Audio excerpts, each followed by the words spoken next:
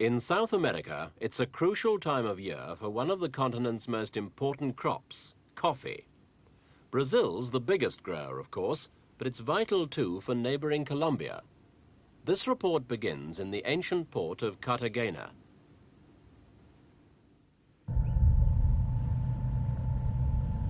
The fortress of San Felipe de Barayas, a reminder of Cartagena's past. It was from here that Spanish conquistadores shipped gold, silver and other treasures of the New World back to Spain. But Cartagena is now the center for a new export trade, Colombian coffee. There aren't pirates lying in wait nowadays as there were in the days of the conquistadores, but fortunes can be lost or made in modern coffee markets. The cup that cheers and refreshes may be easy to make, but it's a hard and risky business for the people who grow coffee beans and deal in them. When there's plenty of coffee around, prices are stable. If there's a shortage, they can rise sharply. That's what happened after frost damaged coffee trees in Brazil in 1975. Prices on the world's coffee exchanges went up nearly tenfold, and they've been unstable ever since. Price rises in the shops haven't been so steep because of reserve stocks held in various parts of the world. In fact, there's now a brisk market in coffee futures. That means people agree prices on quantities of beans before they've even been grown. When the delivery date arrives, their actual value can be a lot higher than the one agreed. On the other hand, it can be a lot less. That's how the fortunes are made or lost.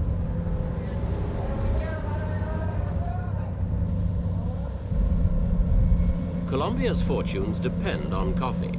Cartagena handles about a quarter of its total coffee exports, which last year earned 2/3 of the country's income from abroad.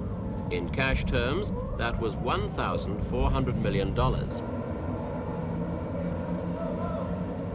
This shipment was destined for France. The Colombian government-controlled National Coffee Federation has sponsored a worldwide campaign to promote their product. They called in a top New York advertising agency to help them. In Colombia, South America, when Juan Valdez plants a coffee tree, he works on it for 5 years before it grows its first bean. And even when the tree is mature, he must still work every day just to get the single pound of coffee each tree produces in a whole year. There are easier ways to grow coffee, but Juan is not growing the easiest coffee in the world. He's growing the richest. The problem is that many of the people who grow the coffee are certainly not the richest in the world.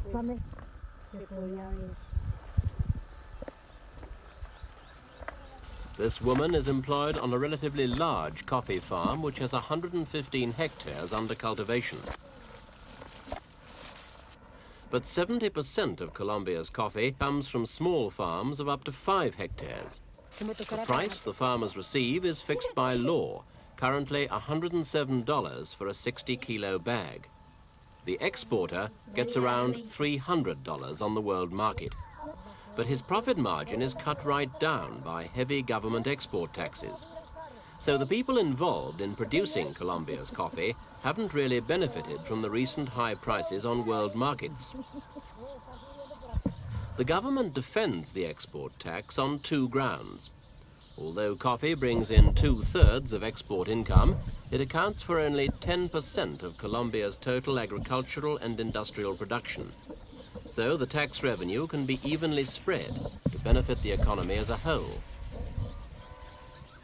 The government also says that if the export price were paid to growers, all those coffee dollars would quickly bring the country's already brisk inflation rate to the boil.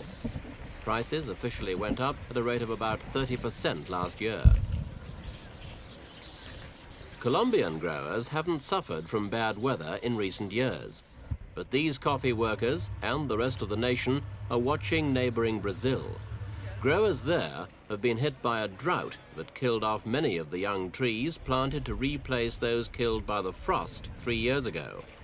On top of that, Brazil could be hit by another frost over the next 2 months. Since Brazil produces 1/3 of the world's coffee, any shortage there could lead to higher prices for other producers, especially the Colombians.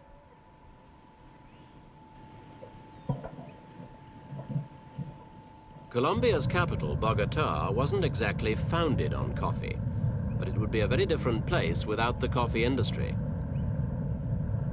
The city's skyline has been pushed up as all attendant services like shipping and brokerage have developed. But there is one element of doubt that casts a shadow over Bogotá's coffee-backed affluence. The rising prices have hit dealers the most, but coffee drinkers all over the world have faced sharply rising prices in the shops. Some people have been drinking less of it as a result, and there's been a noticeable increase in the popularity of tea. Colombia's industry is dominated by the Coffee Federation, which is by far the largest exporter in the country. Do its chiefs fear a drop in worldwide demand? We asked its general manager, Dr. Arturo Gomez Yaramillo. It's very serious in my opinion, because the most difficult thing is to sell, and it's very difficult to gain a consumer. And when you lose a consumer, it may be forever. Then we will do all we can in order to retain the consumers and in order to increase, if possibly, the consumption of coffee. We will use all the weapons we have in our hands in order to control the situation. Nearly half of Colombia's coffee is exported by the Federation. But this truck is bringing newly picked beans to a processing plant that's not owned by the Federation. The country has 50 of these centers, of which the Federation owns 10. The process is virtually the same in them all. Samples are taken from each bag to make sure the batch is up to the required standard.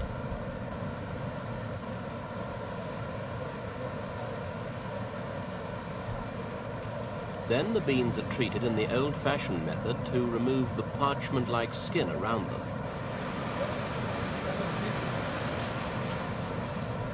Once the waste is winnowed away, the beans are examined.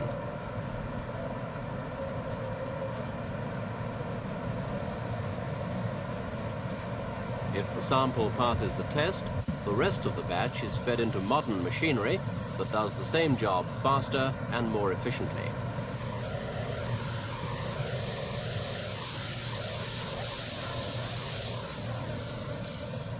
The problem is that many of these beans, once processed, will be smuggled out of Colombia to avoid the stiff export tax.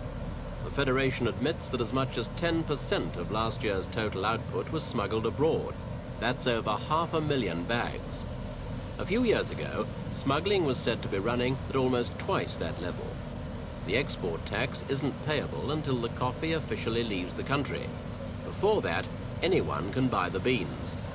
Many Colombians have been doing that, and then exporting them illegally.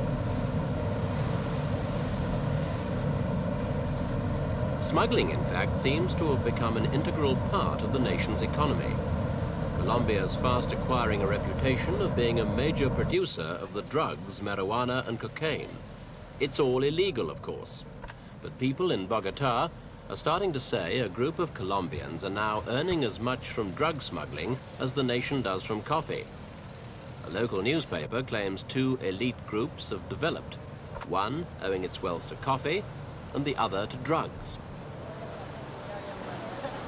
But coffee is still the measurable gauge of Colombia's economic wealth. Much of the crop goes to the United States, where government officials say Colombia's harvest this year will be 5% bigger than last year's record one. The Brazilian Coffee Institute recently reduced its estimate for this year's crop by nearly 10%. So July and August, the Brazilian winter, will be a nerve-wracking time for the coffee speculators. If frost damage follows the drought problem, there may not be an awful lot of coffee in Brazil. But the Colombians stand to reap a rich harvest.